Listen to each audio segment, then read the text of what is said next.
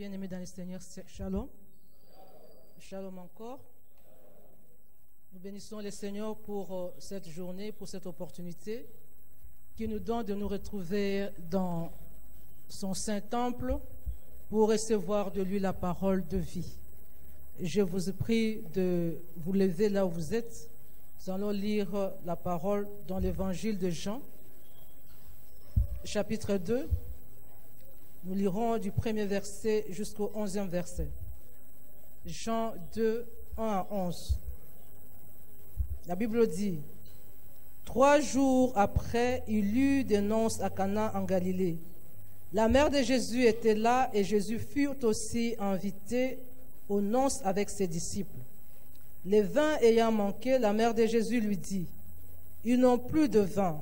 Jésus lui répondit: femme, qu'a-t-il entre moi et toi? Mon heure n'est pas encore venue.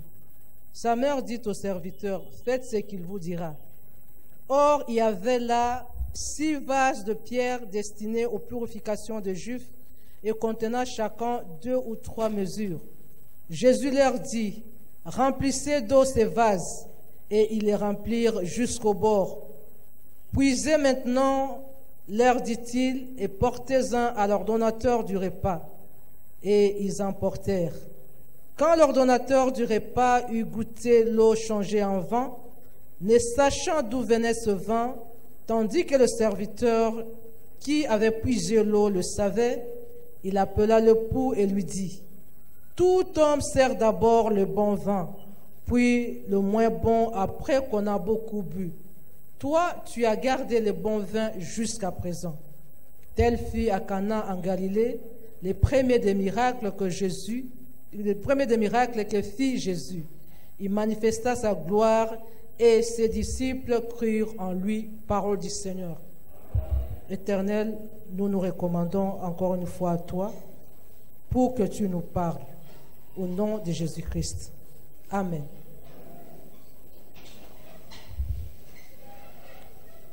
Nous voulons partager sur le thème « Un nouveau départ est possible avec Jésus-Christ ». Nous savons que dans la vie, il y a plein de surprises et de contradictions qui font que la vie devienne comme une marche de haut et de bas. Il y a des moments où on se sent bien, il y a des moments où on pleure. Et il y a des situations qui nous plongent dans de tels moments de crise, des moments de honte même, des moments de douleur, des moments de souffrance. Et ça affecte négativement notre marche. Ces situations peuvent être provoquées soit par soi-même, soit par les hommes, ou des circonstances incontrôlées ou incontrôlables qui nous arrivent.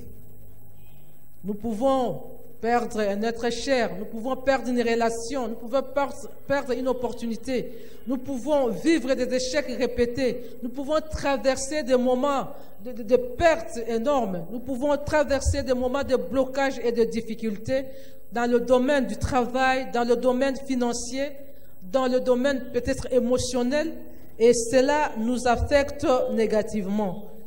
Des fois, tout ce moment amer nous pousse à chercher, à passer notre temps à chercher le coupable de cette histoire. Ou de fois à se culpabiliser parce qu'on se dit c'est par rapport à ce que je fais que je vis ces expériences amères. De fois, nous passons notre temps à pleurnicher et il y en a qui arrivent même à se révolter, à dégoûter de la vie et même à chercher la mort. Bien-aimés, je vous apporte une bonne nouvelle. Je vous dis ce jour, un nouveau départ est possible. Ce que vous vivez, ou si vous ne vivez pas encore, ça viendra. Sachez que tout moment difficile, tout problème qui vient dans la vie, n'est pas le terminus de votre vie, mais c'est juste une étape qui vous amène vers le lendemain meilleur. Parce qu'il y en a qui disent, l'échec, c'est un pas vers la réussite. C'est une étape. C'est une étape dans le processus de la réussite. Et nous ne devons pas nous arrêter à fixer nos regards sur l'échec. Et ce matin, bien-aimés, Au travers de ces textes que nous venons de lire, nous allons apprendre quelques leçons pour vous dire et comprendre qu'on peut recommencer, on peut repartir sur de nouvelles bases et orienter sa vie vers de lendemains meilleurs. Nous connaissons tous l'histoire de noces de Cana, le premier miracle que Jésus a réalisé par rapport à l'évangile de Jean. Et Jean, quand il parle de miracle de Jésus, pour montrer sa puissance et montrer que Jésus est Dieu, il veut plus donner le sens, la signification de ces miracles, parce que pour lui, ces miracles sont des signes et chaque signe a une signification. Et quand il parle de ces miracles de l'eau changée en vin, il veut nous montrer que le vin, c'est quelque chose de très important dans la vie de l'homme. Que ce soit dans le Nouveau ou dans l'Ancien Testament, quand on parle de vin, on pense à la joie. Le vin, la présence du vin traduit la joie. Le vin traduit la vie. Là où il y a la vie, il y a le vin. Là où il y a la joie, il y a le vin. Là où il y a l'abondance, là où il y a la bénédiction de l'Éternel, il y a le vin. Et là où il y a l'alliance, il y a le vin. Parce que les gens souvent célèbrent le moment fort, le moment de joie, le moment de l'alliance. Par exemple, le cas de mariage, on célèbre autour d'un repas et autour d'un verre de vin. Ça unit et ça fait qu'on puisse partager le bonheur qu'on a ensemble. Jésus-Christ, dans Marc 2, verset 22, nous dit qu'on ne peut pas mélanger, on ne peut pas mettre le vin nouveau dans des vieilles outres. Et par rapport à la compréhension de ce passage, il veut juste dire que lui, il est venu pour apporter une alliance nouvelle. C'est lui, le vin nouveau qu'on ne peut pas mélanger avec les vieilles outres de l'Ancien Testament, du judaïsme, parce que lui, il est venu pour inaugurer une alliance nouvelle. Et l'alliance, on l'inaugure avec le vin. C'est pourquoi, avant son arrestation, autour du repas, le dernier repas qu'il a partagé avec ses disciples, en leur promettant le repas au banquet final, il a apporté le pain et le vin. Et quand il avait soulevé le vin, il avait dit que ce vin, cette coupe symbolise mon sang qui a été versé pour vous, pour le salut de plusieurs. C'est-à-dire que par le sang de Jésus, nous entrons dans une nouvelle alliance, nous entrons dans une nouvelle communion avec Dieu et nous commençons ainsi une vie nouvelle de joie, de bonheur et d'abondance. C'est pourquoi il a dit, si vous demandez quelque chose au Père en mon nom, je le ferai pour que votre joie soit parfaite. Jésus veut que notre joie soit toujours parfaite. Et par rapport à la vie, il a dit, je suis la vie. Et je suis venu pour que le brebis ait la vie et qu'ils aient en abondance. Donc Jésus est venu nous apporter la vie et cette vie-là, il la veut en abondance. Jésus est venu pour inaugurer une nouvelle alliance. Et notre vie, c'est une vie qui est une vie de fête. La vie, c'est une fête de tout le jour qui ne s'arrêtera qu'à la mort.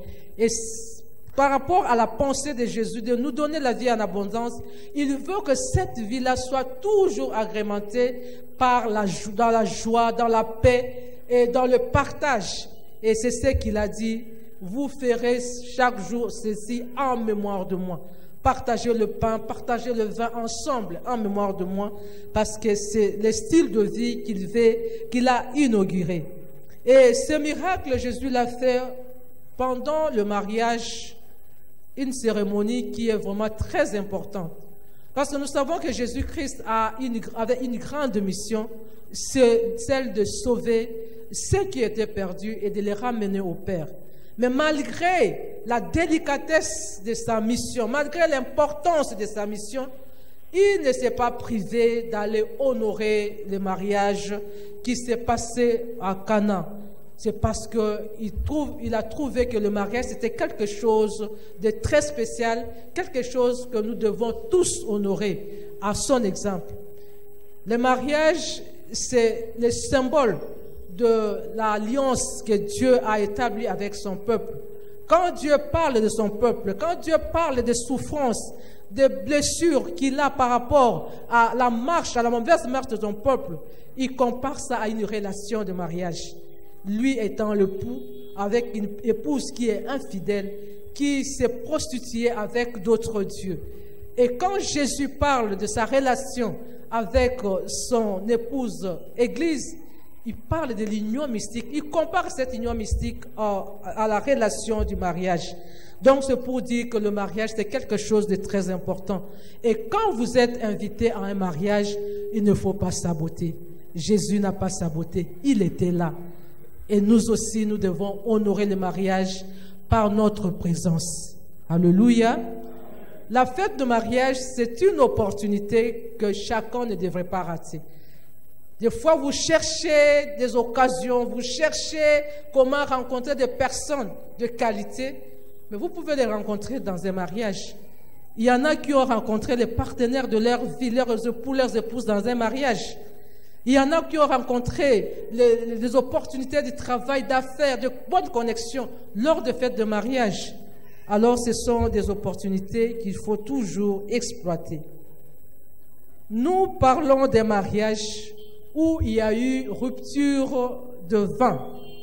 Comment se fait-il que quelqu'un qui s'est préparé à une fête puisse avoir cette rupture-là? Bien aimé, à l'époque de Jésus, le mariage se fêtait pendant toute une semaine. Les gens devaient boire, les gens devaient manger, et tout le monde était là. Et parmi les invités, il y avait pratiquement tout le village qui devait honorer. Et les mariés, le jeune marié, avait la responsabilité de nourrir et de faire boire tous ses invités sans rupture pendant toute une semaine. Les gens ne partaient pas au champ, les gens ne partaient pas dans le travail, ils étaient là en train de fêter. Et c'est pendant cette fête-là, je ne sais pas, c'était quantième jour, que Marie avait remarqué qu'il y avait rupture de vin. Bien aimé, il y a un commentateur qui a dit que s'il y a rupture de vin pendant une fête de mariage, la famille de la mariée pouvait traduire en justice le marié pour avoir gâché la fête avec l'absence du vin. Donc c'était une situation vraiment terrible. Heureusement que Marie était là, en bonne observatrice, elle a remarqué qu'il y avait un problème. Et je pense même qu'elle était de la famille du mari. Sinon, ça n'allait pas la préoccuper. Elle avait un coup d'œil dans l'organisation et elle a remarqué que le danger était là.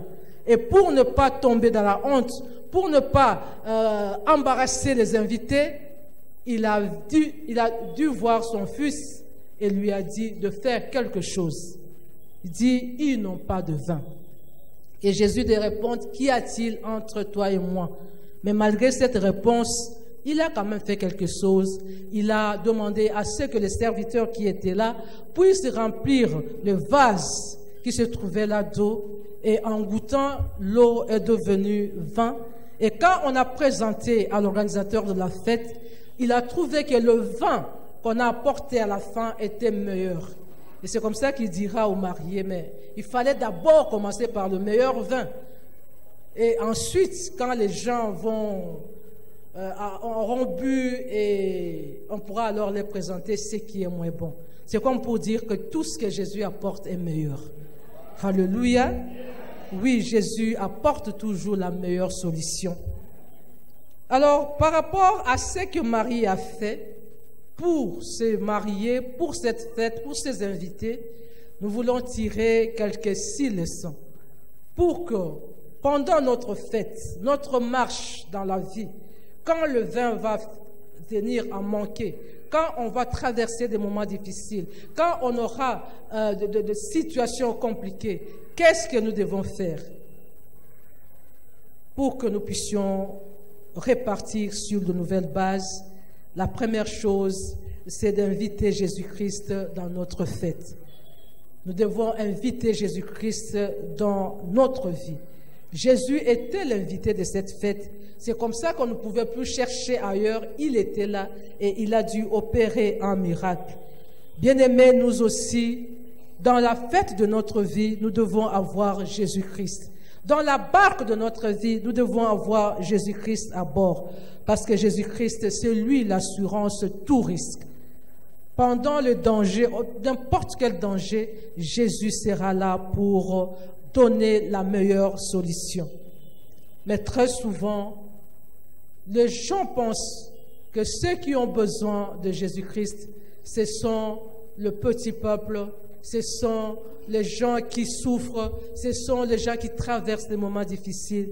Non, bien-aimés, ce jeune homme, le marié de la fête, il était heureux, il était bien, il avait tout organisé. Mais il y a des situations qui échappent toujours à notre contrôle. Il ne pouvait pas contrôler que ses invités allaient boire plus que ce qu'il avait prévu. Heureusement pour lui, Jésus était là. Toi aussi, aujourd'hui ça marche, mais tu ne sais pas ce que demain te réserve. Les surprises sont toujours au rendez-vous. Mieux vaut avoir Jésus-Christ déjà dans la barque de notre vie. Les jeunes hommes qui s'étaient mariés avaient la grâce d'inviter Jésus physiquement. Mais nous, aujourd'hui, nous avons la possibilité de l'inviter par la foi, par la repentance, en renonçant à notre façon de voir les choses, à notre mauvaise mentalité, ancienne mentalité, à nos mauvaises réactions, à nos mauvais agissements. Dire non à toute vie qui n'honore pas Dieu et inviter Jésus-Christ à entrer dans notre vie par la foi, en croyant que le sacrifice qu'il a réalisé à la croix de Golgotha, c'était pour notre salut. Bien-aimé, il est grand temps de t'assurer que Jésus-Christ est là dans ta vie, parce qu'on ne sait jamais. Tu te dis peut-être que tu as déjà invité Jésus-Christ dans ta vie, mais tu traverses pour autant de moments difficiles. Bien-aimé, comme j'avais dit au début, ce n'est qu'une étape. Il y a des leçons à prendre. Ce n'est qu'un cheminement. Ce n'est qu'un pas de plus vers ta réussite. Jésus se lèvera au bon moment. Job a dit, mon Rédempteur est vivant. Il se lèvera le dernier. Jésus-Christ était présent à la fête, mais n'a pas présenté le vin au début. Il vient à la fin. C'est quand tout se bloque, que c'est quand tout devient compliqué, que l'intervention de Jésus est là. Alors, nous devons avoir Jésus-Christ dans notre vie. Parce que la Bible nous dit dans Colossiens 2, versets 9 à 10, quand lui, donc en Jésus-Christ, habite corporellement toute la plénitude de la divinité. Et vous avez tout pleinement en lui, qui est le chef de toute domination et de toute autorité. Il a la domination sur tout. Il a l'autorité sur tout. Il est capable de donner tout ce dont nous avons besoin parce qu'il n'est pas limité ni par le temps, ni par l'espace. Il est éternel et il est tout-puissant. Et la Bible nous dit dans 1 Jean chapitre 5 verset 12, celui qui a le Fils a la vie et celui qui n'a pas le Fils n'a pas la vie. Tu veux la vie, tu veux la joie, tu veux la paix, tu veux l'abondance, eh bien, aie Jésus-Christ dans ta vie. Si Jésus-Christ est dans ta vie, tu l'as déjà invité. Qu'est-ce qu'il faut faire lorsque le vin viendra à manquer, lorsque le moment difficile viendra? Deuxième chose, ne panique pas. Sois calme, sois posé. Regarde à Jésus. La Bible nous dit dans Ecclésiaste 10, verset 4, le calme prévient de grands péchés.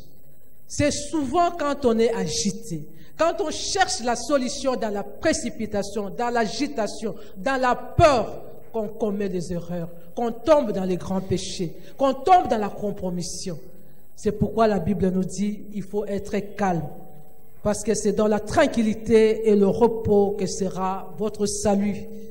Et c'est dans le calme et dans la confiance que sera votre force. Ne t'agite pas, bien-aimé. Proverbe 14, verset 30 nous dit, un cœur calme est la vie du corps. Quand votre cœur est calme, c'est alors qu'il communique la vie à votre corps. Donc nous avons intérêt à ne pas nous agiter. Souvent devant les situations compliquées, les situations difficiles, il y a toujours de bonnes personnes qui se présentent pour nous tendre la main. Et dans l'agitation, on risque de donner la main croyant avoir la bonne personne en face. Mais si on fait un peu de recul, très souvent, ceux qui viennent dans la précipitation pour nous secourir sont souvent des agents du diable, qui viennent pour nous faire tomber davantage, qui viennent pour nous pousser encore dans le trou. Alors il faut faire attention. Ne va pas vers une personne. Troisième conseil, va plutôt vers Jésus. Amen. Va vers Jésus, c'est lui la meilleure solution, c'est lui la réponse à toute préoccupation et c'est lui qui va nous donner. Expose-lui ton problème et il te donnera la solution. Nous exposons nos problèmes à Jésus-Christ par la prière. Bien-aimé, la prière, c'est le seul moyen que Dieu nous a donné pour que nous puissions lui exprimer les désirs de notre cœur et qu'il rencontre nos besoins. Nous devons, bien-aimé, parler à Jésus-Christ. Marie a parlé à Jésus, mais Jésus lui a dit, « Mon heure n'est pas encore là. » Mais malgré cela, il a fait quelque chose. Mais à toi, à moi, Jésus dit, « Léon, Léo, venez à moi, vous tous qui êtes fatigués et chargés, et moi je vous donnerai du repos. » Et dans Jean 19, verset 30, il dit, « Tout est accompli. » C'est comme pour dire que j'ai accompli la mission pour laquelle je suis venu sur terre. À l'époque où Marie a posé le problème, c'était au début. Il n'avait pas encore commencé son ministère. C'est-à-dire qu'il n'avait pas encore payé le prix de notre salut, le prix de notre rachat, le prix de notre délivrance, parce qu'il n'était pas encore mort et il n'était pas encore ressuscité. Mais quand il parle dans Jean 19, verset 30, alors qu'il était à la croix, il avait tout accompli.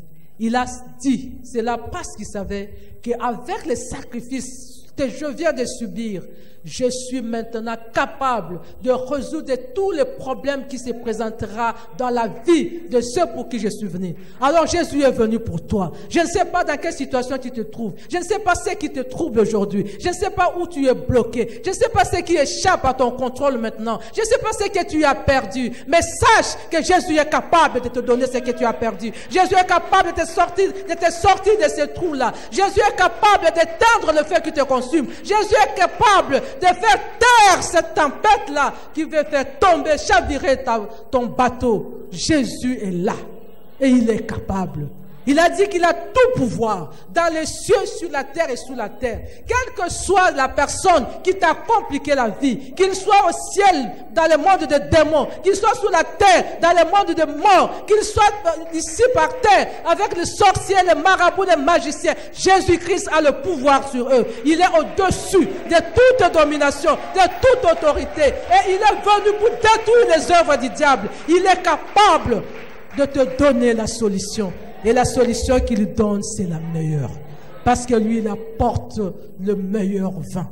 Il apporte la meilleure solution. Alléluia. Et s'il veut te connecter, il te connectera à la bonne personne. Mais il y a une condition pour que Jésus intervienne par rapport à ton problème. Il a dit, venez à moi, vous qui êtes fatigués et chargés. La condition, c'est d'être fatigué et chargé. Si le poids de ces problèmes-là te fatigue, si le poids de ces problèmes-là te coller par terre, c'est le moment de venir à Jésus.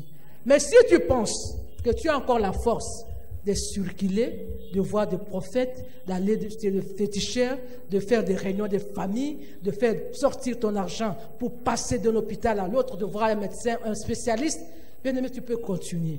Le jour où tu te fatigueras, pense qu'il y a quelqu'un qui attend de te décharger.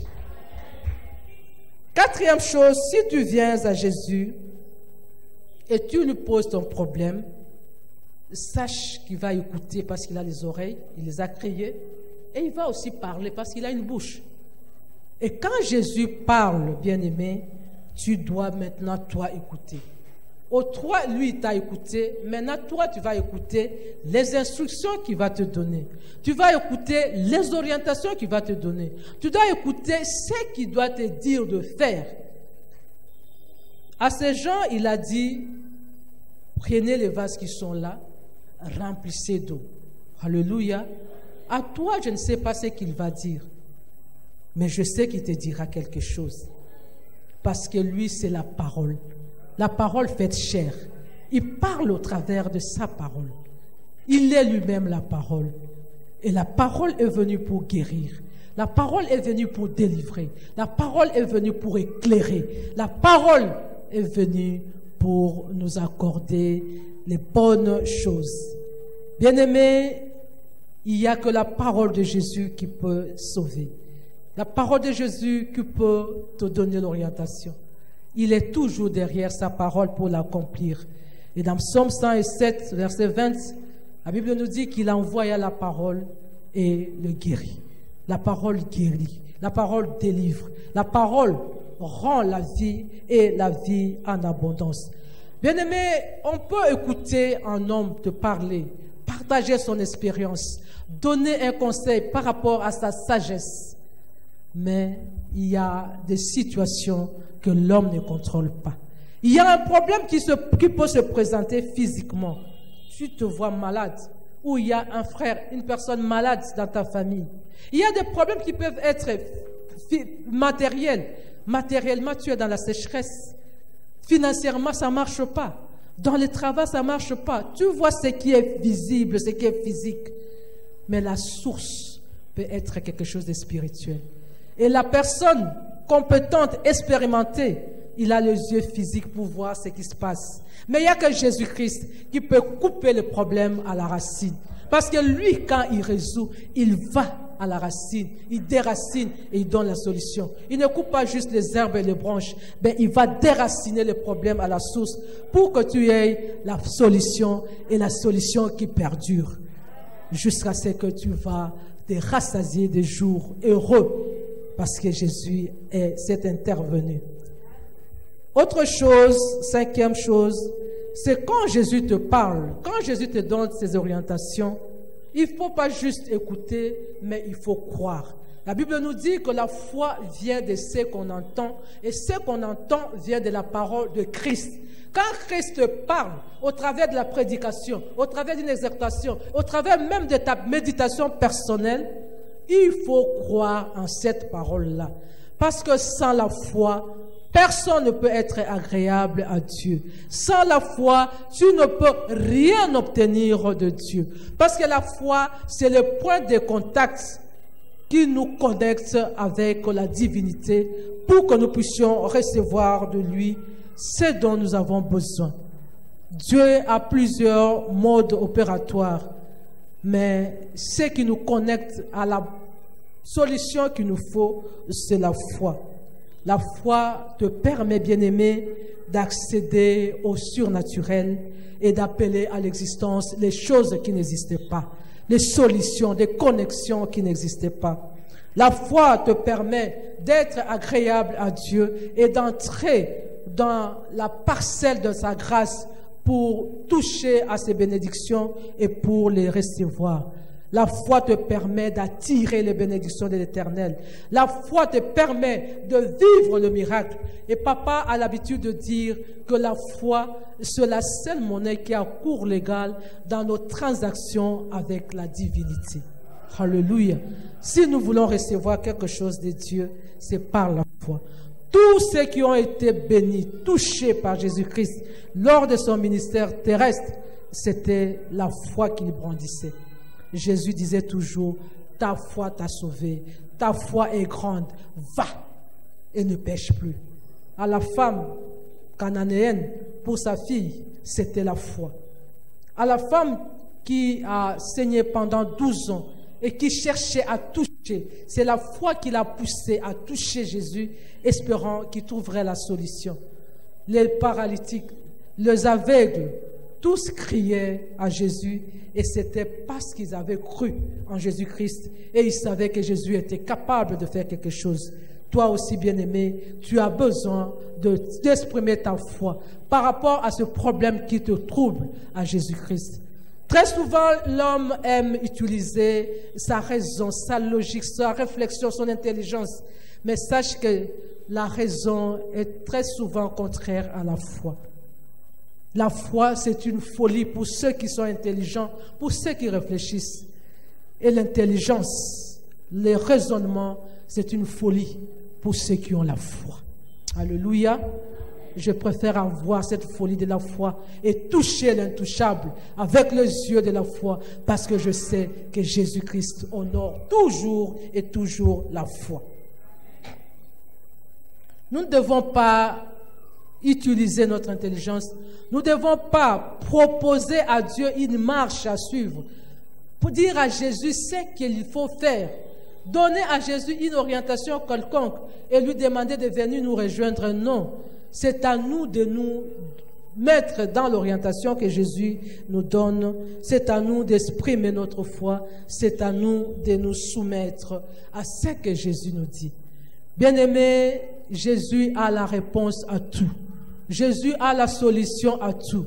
Et la foi te connecte à cette solution-là, à ce que Dieu va te dire de faire. Mais la sixième et la dernière chose, il faut obéir. L'obéissance, c'est la clé de tout. Tu peux avoir Jésus dans ta vie. Tu peux l'avoir invité. Tu peux être calme. Tu peux parler à Jésus dans la prière, lui exprimer tous les désirs de ton cœur. Tu peux même écouter sa voix et même faire naître en toi la foi en ce qu'il dit. Mais si tu ne passes pas à l'action, c'est-à-dire à l'obéissance, tu ne verras pas les résultats. Alléluia. L'obéissance vaut mieux que le sacrifice. Tu peux déclarer ce que tu veux. Tu peux te sacrifier, donner ce que tu veux pour sceller cette chose-là, pour sceller cette promesse-là, pour t'approprier cette parole-là. Mais si tu ne passes pas à l'action pour faire ce que Dieu te demande, tu n'arriveras pas à la solution. Parce que l'obéissance, c'est la preuve même de la foi. Parce que je crois, j'obéis. Parce que je crois, j'agis. Parce que je crois, j'avance. Parce que je crois, je fais. Parce que je crois, oui, je m'aligne. Alléluia. La foi, c'est l'obéissance, je vais dire, c'est la preuve de la foi. Et quand on obéit, c'est-à-dire qu'on honore la personne qui a donné cette parole, qu'on le respecte, qu'on le valorise. Je sais que parmi nous, il y a deux parents. Et quand un parent punit un enfant pour une faute de désobéissance, ce qui nous motive là, c'est que nous sommes blessés dans notre amour propre parce que l'enfant m'a déshonoré, parce que l'enfant ne m'a pas valorisé. Si l'enfant ne fait pas ce que tu demandes de faire, c'est que cet enfant ne te considère pas. C'est que cet enfant ne te respecte pas. C'est que cet enfant n'honore pas ta parole. Et c'est ce qui blesse les parents. C'est pourquoi ils punissent. C'est la même chose avec Dieu. Si tu crois, si tu le respectes, si tu penses vraiment que ce qu'il veut pour toi, c'est pour ton bonheur, tu vas obéir. Tu vas faire ce qu'il te demande. L'obéissance, c'est la clé pour entrer dans le monde de la réussite avec Jésus-Christ. L'obéissance, c'est ça qui va déclencher un nouveau départ. Parce que le nouveau départ, c'est une action. Ce n'est pas juste une volonté exprimée, mais c'est une action. Tu poses l'acte qui t'amène vers un nouveau départ. Et ça, c'est le fruit de l'obéissance. Ésaïe, au chapitre 1, verset 18-20, la Bible dit, si tu es obéissant, tu es docile, et si tu as de la bonne volonté, tu mangeras le meilleur fruit. Et nos parents ont dit que c'est à l'enfant obéissant qu'on donne de meilleures choses. Bien-aimé, je voulais juste te dire aujourd'hui, te communiquer la bonne nouvelle d'aujourd'hui, que cette situation-là qui te trouble n'est pas la fin de toutes choses. Un nouveau départ est possible.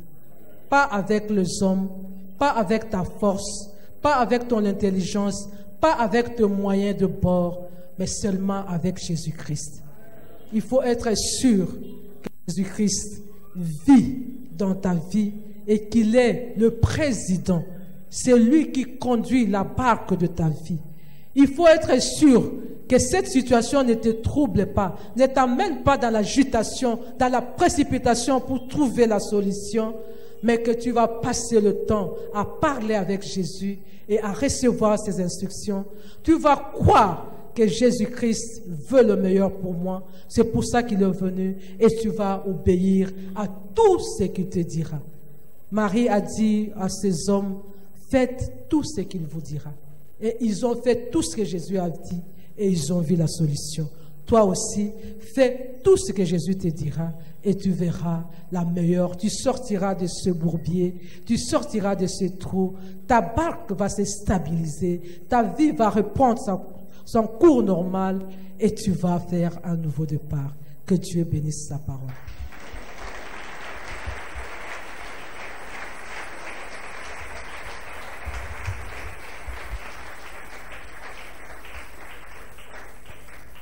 Kombona Yesu elekiki si alléluia. Alléluia. Yesu bisoto yemba. Alléluia. Alléluia.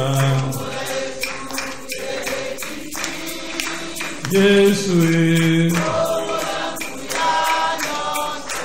Tolobi malamu. Amen. Aucun échec n'est définitif. Avec Jésus, tout peut changer. Tout va changer. Tout doit changer. Un nouveau départ est possible. Ne devons pas céder au désespoir. Jésus n'a pas la réponse. Jésus est la réponse. Dis à ton ami, Jésus est la réponse. Tu n'as pas besoin d'une réponse, tu as besoin de Jésus. Dis à ton ami, Jésus est la solution.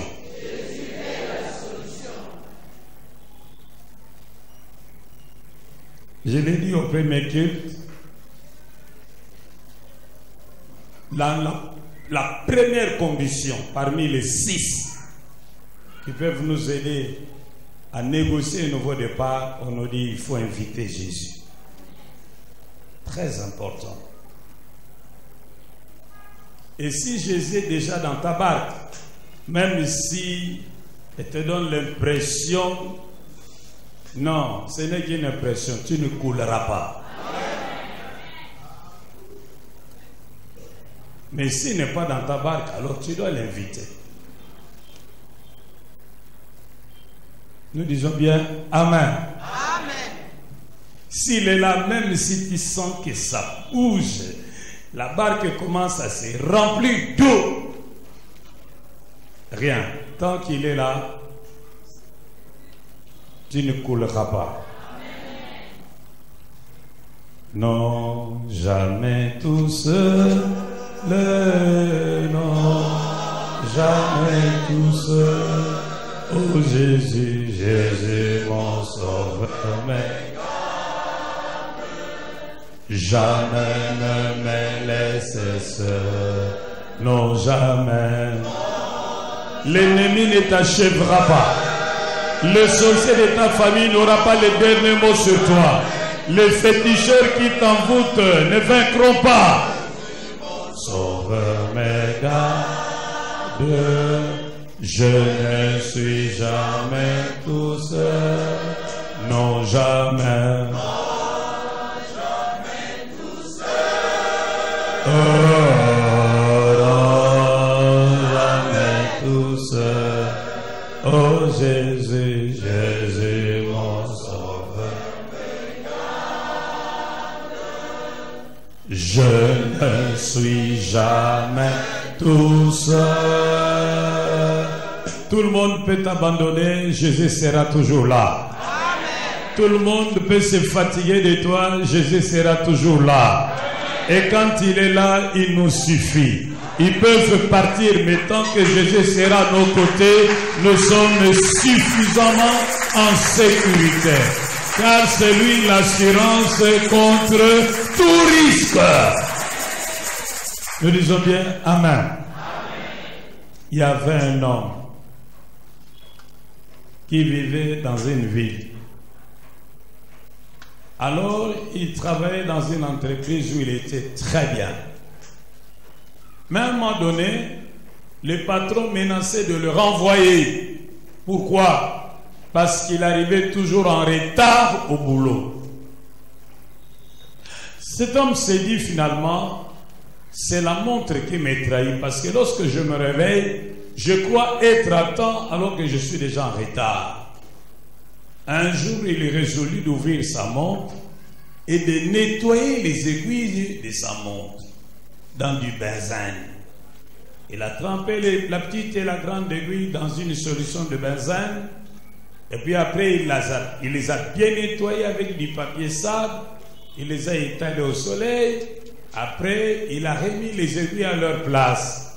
Parce que, disait-il, certainement, ce sont les poussières qui se sont amassées sur ces aiguilles qui font que elles ne fonctionnent pas bien, qu'ils soient toujours en retard.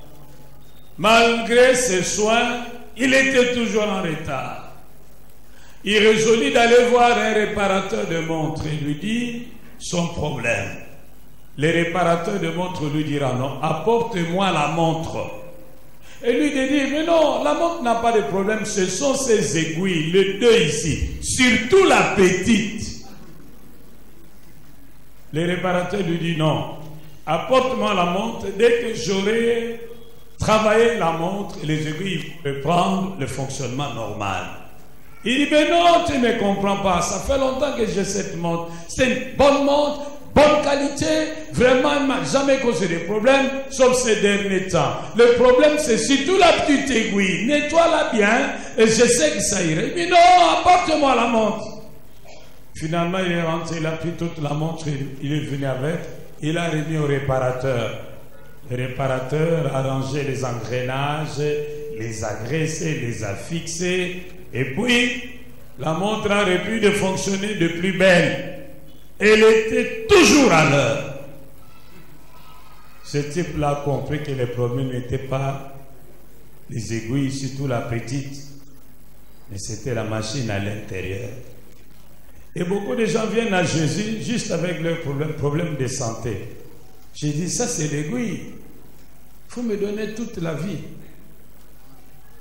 Quand je vais fixer la vie, la santé sera également fixée. Non, moi c'est seulement le problème du mariage. Non, moi je ne suis pas celui qui donne le mariage. Moi je suis celui qui donne une vie et une vie en abondance. Non, moi c'est seulement le problème de santé, surtout la côte ici. Jésus dit non, donne-moi toute la vie. Il dit non, non, non, non, laisse-moi diriger ma vie moi-même, mais toi règle seulement mon problème de santé. Jésus dit pas comme ça, je veux toute la vie. Je ne connais pas ton problème. Mais maman nous a dit que le point de départ, c'est Jésus. Il faut l'inviter dans notre barque. Comment peut-on inviter Jésus dans notre barque? Comment est-ce que nous pouvons inviter Jésus dans notre barque? Nous devons faire deux choses. Nous devons d'abord nous repentir, reconnaître que nous sommes pécheurs, demander pardon à Jésus et prendre la décision d'abandonner la vie de péché. Ça, c'est le premier pas. Le deuxième pas, c'est de placer notre confiance dans la mort de Jésus et dans sa résurrection pour notre salut. Accepter que Jésus est mort à la croix pour nos péchés, pour nos problèmes. Accepter que Dieu l'a ressuscité d'entre les morts. Accepter qu'il entre dans notre vie et la dirige désormais comme Seigneur. Et qu'il entre dans notre vie comme Sauveur pour pardonner nos péchés. Quiconque remplit les deux conditions a Jésus dans sa barque. Et dès que Jésus est dans ta barque, tu es assuré contre tout risque. Et ya boutou ya moi au banque l'autre. Oh, dites bien Amen. La grande question, c'est de savoir, est-ce que Jésus est dans ta barque? Tu lui as donné les aiguilles, il n'a que faire des aiguilles. Il veut toute ta vie dans ses mains. Alors il va régler c'est qu'il va régler comme il veut. Incline ta tête. Mon frère, ma soeur, peut-être que tu as déjà donné les aiguilles à Jésus, mais tu n'y vois rien. Pourquoi tu n'y vois rien? Parce qu'il attend toute ta vie dans ses mains. Il attend que tu te répandes de tes péchés, que tu crois en lui et que tu l'invites dans ta vie comme Seigneur pour la diriger. C'est alors seulement que le problème des aiguilles sera réglé. Si tu ne t'es jamais repenti publiquement, tu n'as jamais invité Jésus-Christ dans ta vie publiquement, je te donne l'occasion de le faire. Veux-tu inviter Jésus dans ta barque? Si oui, lève-toi. Merci ma soeur. Merci mon frère. Merci ma soeur. Merci mon frère. Merci mon frère. Merci ma soeur. Le Seigneur t'appelle, viens à lui. Toi qui n'as jamais eu la paix, il te donnera la paix. Et par son sang la vie. Oh, oh, oh. Viens à lui, toi qui n'as jamais eu la paix. Oh, il te donnera la paix. Je te supplie mon frère, si tu n'as jamais donné ta vie au Seigneur, aujourd'hui est un jour de grâce. Lève-toi. Viens à... Oh, oh, oh. Viens à lui, toi qui n'as jamais eu la paix. Oh, il te donnera la paix. Et par son sang la vie. Regarde bien dans ta vie. Peut-être que tu pries, tu payes les dîmes, tu payes les offrandes, tu aides les pauvres, tu assistes les malheureux.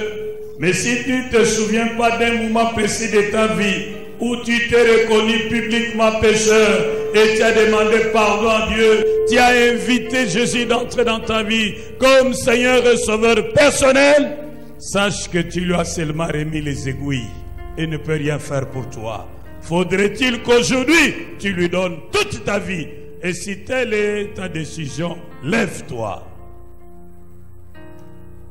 Merci mon frère. Merci ma soeur. Merci ma soeur. Merci maman. Aujourd'hui est un jour de grâce. À Marie, il avait dit, mon heure n'est pas encore venue. Mais à toi, il dit, mon heure est là, je vais agir. Donne-moi la possibilité de le faire. Donne-moi la possibilité de changer ta vie. Si tu es fatigué de cette vie que tu mènes et tu veux qu'avec Jésus les choses changent, lève-toi là où tu es. Aujourd'hui est un jour de grâce. Merci ma soeur. Merci mon frère. Merci ma soeur. Merci ma soeur. Merci ma soeur. Merci mon frère. Merci maman. Aujourd'hui est un jour de grâce. Saisis la vie. Merci papa. Aujourd'hui est un jour de grâce. Ne laisse pas passer ce jour. Demain ne t'appartient pas. Merci ma soeur. Merci mon frère. Aujourd'hui, oui, aujourd'hui, il veut changer ta vie. Donne-lui l'occasion de le faire. Oui, fais-le. Dieu fait grâce aux humbles. Merci mon frère. Mais il résiste aux orgueilleux. Merci mon frère. Le simple fait de se lever est un signe d'humilité. Jésus est là. Merci papa. Jésus est là. Il est là. Il veut te faire du bien. Merci ma soeur. Merci mon frère. Aujourd'hui est un jour de grâce. Même toi qui nous suis à la radio, toi qui nous suis ici les réseaux sociaux.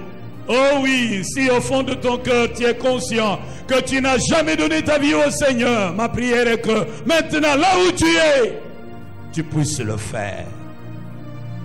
Maintenant, à toi qui t'es levé, je prie d'élever tes mains au ciel et tu vas prier après moi. Je veux juste t'aider à donner ta vie au Seigneur. Tu pries après moi. Seigneur Jésus-Christ de Nazareth, je viens à toi tel que je suis.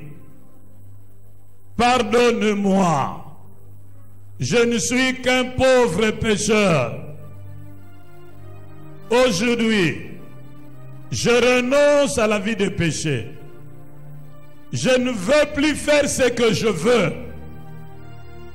mais je veux faire ce que tu veux que je fasse. Je crois que tu es mort à la croix pour mes péchés. Tu es ressuscité. Tu es vivant.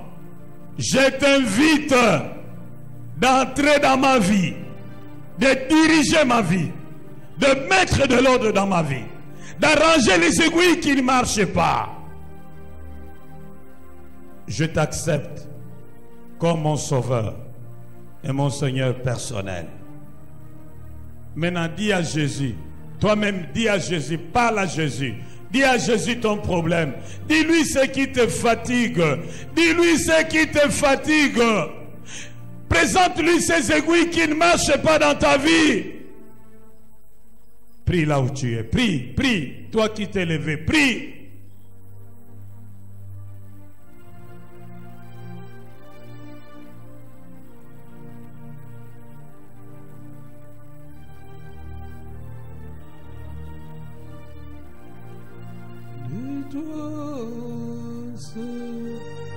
Je ne suis rien, tu le sais, ô Seigneur.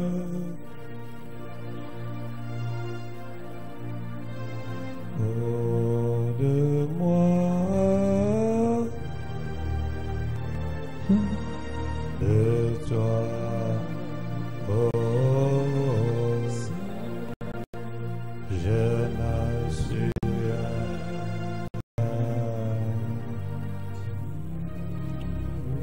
S'il y a dans cette salle quelqu'un qui a déjà donné sa vie au Seigneur, mais qui a l'impression que les choses ne marchent pas, les aiguilles ne tournent pas comme il se doit, il peut se lever et dire encore au Seigneur, voici mon cœur. Oui, tu es enfant de Dieu, tu as déjà donné ta vie au Seigneur, mais les aiguilles ne tournent pas. Oh, il y a des aiguilles en retard. Il y a des aiguilles qui se sont arrêtées. Il y a des aiguilles qui tournent à contresens. Lève-toi et dis-le au Seigneur. Lui est la réponse. Seigneur, prends soin de moi. De moi.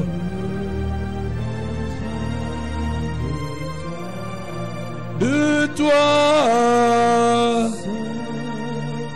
Je ne suis rien, tu le sais. Oh Seigneur,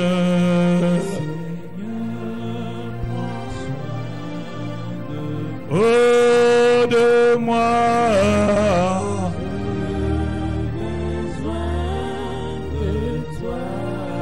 de toi.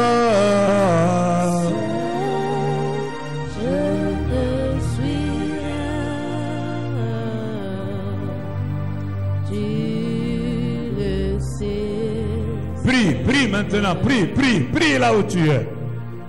Tu es un Dieu grand, tu es un Dieu redoutable. Tu écoutes la prière. C'est pourquoi les hommes et les femmes du monde entier viennent à toi. Tu ne déçois pas ceux qui viennent à toi. Tu es un Dieu puissant et fort. Tu as la réponse à toutes les questions des hommes. Viens au secours de ces frères et sœurs qui se sont levés parce que fatigués des contradictions de la vie. Au chant le cours de l'histoire de leur vie afin que leur joie soit parfaite.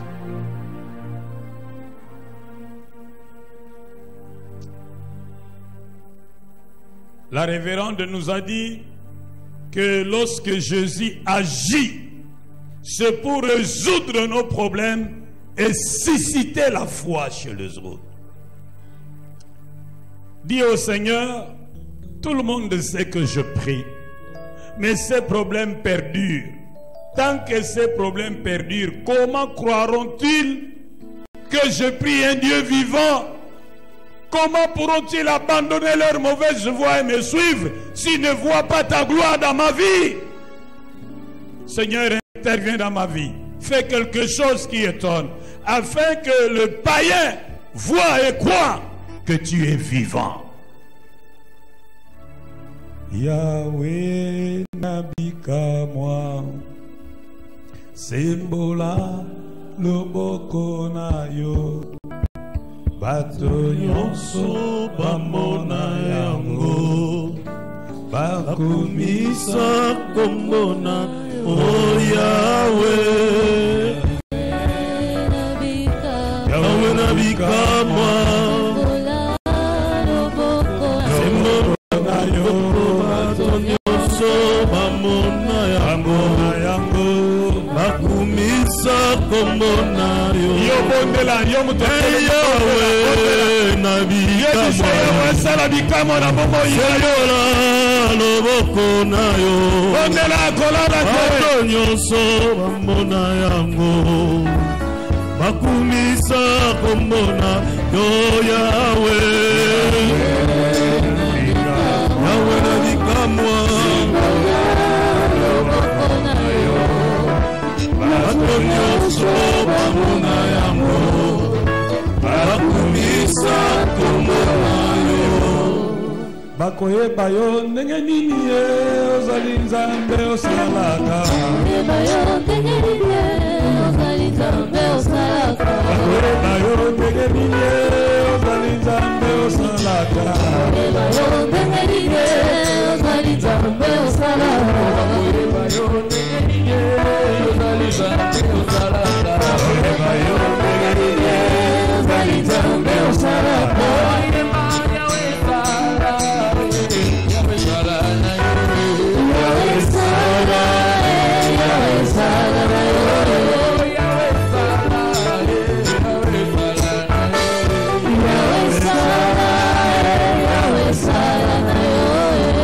Nous nous levons tous et nous levons nos mains vers le ciel et vous allez prier après moi. Nazo zelayo mama otelema.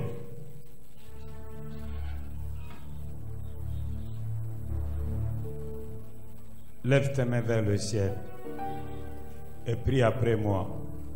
Seigneur Jésus-Christ de Nazareth, je viens auprès de toi implorer ta grâce.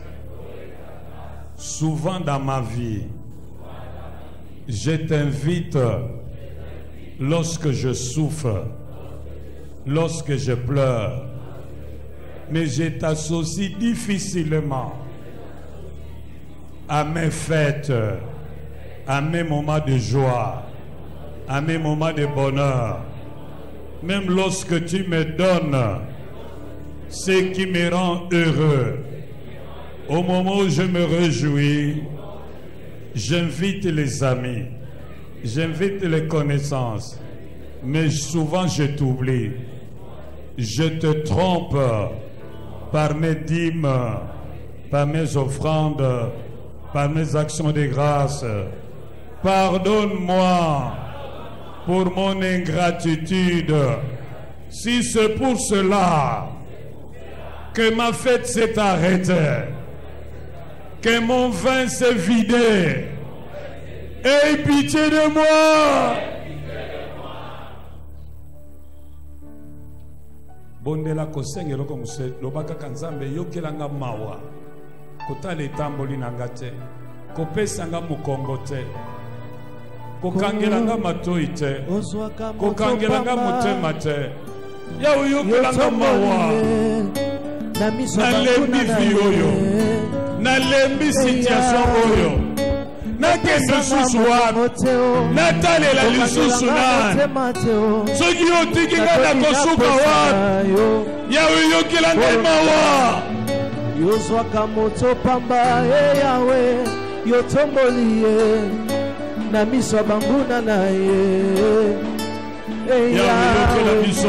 kopesanga mokongo te kotala etamboli na biso te kotala mabuba na biso te Yawe kopesa biso mokongo te Yawe kokangela biso motema te Yawe kokangela biso matoi te Yawe yukila biso mawa Bolo nangai kopesanga mokongo te kokangela nga motema te natondi na posa na yo Bolo nangai kopesanga mokongo te pardon kokangela nga motema te natondi na posa na yo Yesu nangai kopesanga mokongo te yaya kokangela nga motema te natondi na posa na yo Kimia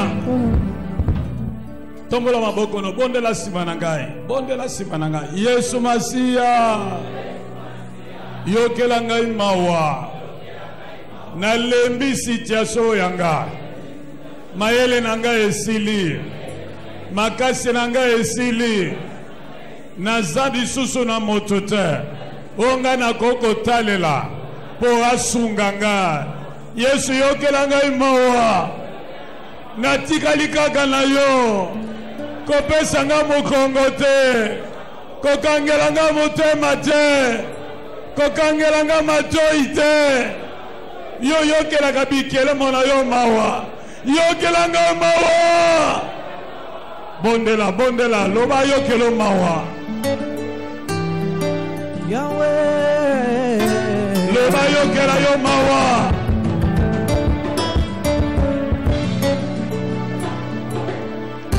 ezala pona mapena nga moko yawe yokela nga mawa ezala pona mapeya babotela nga yawe yokela nga mawa ezala pona mapeya bakoko na nga yawe yokela nga mawa ezala pona mapeya bana na nga yawe yokela nga mawa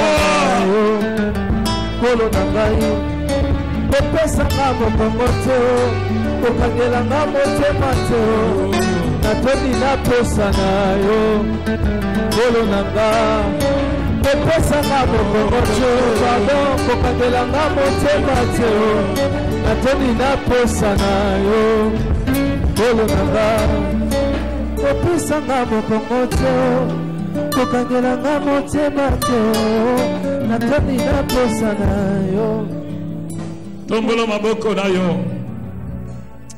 tombola penza maboko na yo bondela sima na nga yawe biblia elobi na nga oyokelaka bikelamo na yo mawa tu ne contestes pas sans cesse yawe nde naza na elikya etolongoli miso na yo likolo na mabe na nga ozwi vi na nga mpe ozobongisa baegwi yo ebeba oyo ekendeke na retard oyo etelema oyo ezongaka na sens inverse ozobongisa nyonso yango nde nazotatola lobi ekobonga ekosimba oyo nazanga kala nakozwa yango oyo nabungisa nakorekupere tatola elonga na yo nakobala nakobota nakozwa tatola elonga na yo ekopesamela yo lolenge ekondima na yesa tatola ekondima na yo usikolakanga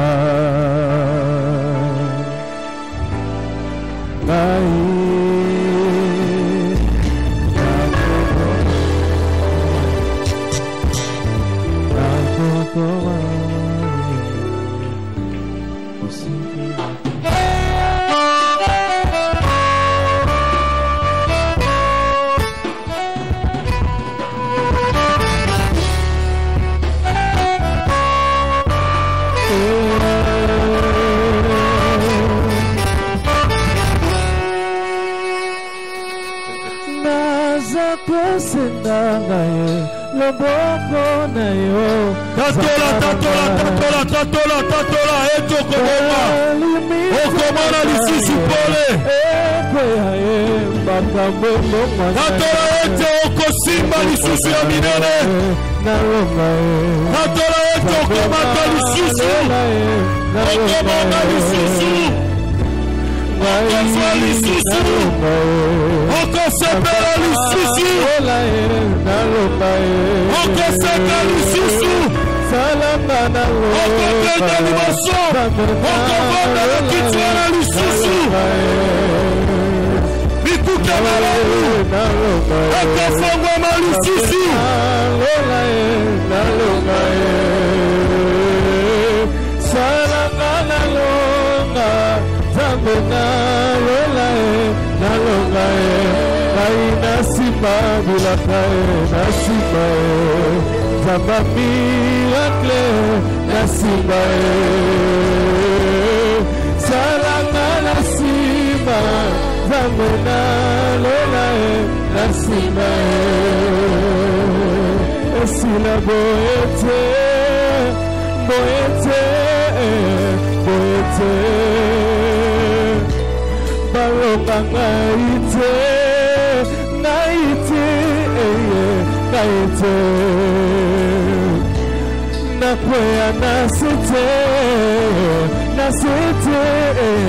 Nasite